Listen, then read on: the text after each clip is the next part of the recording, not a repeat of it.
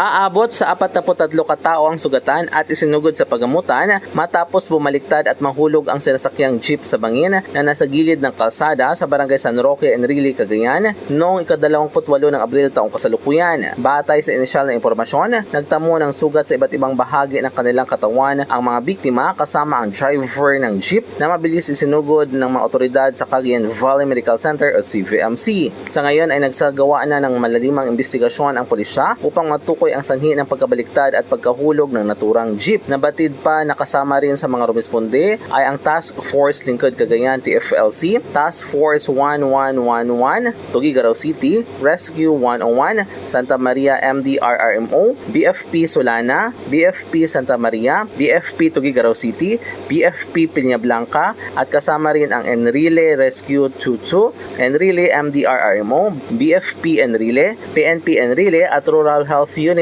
Enrile. Samantala, agad din umanong dinalaw ni Enrile Mayor Miguel Dicena Jr. ang mga pasyenteng isinugod sa CVMC para sa kaukulang tulong o medical assistance na maibibigay sa mga biktima. Mula dito sa Cagayan, MG de la Cruz para sa Radyo Alternatibo, Balita Nationwide.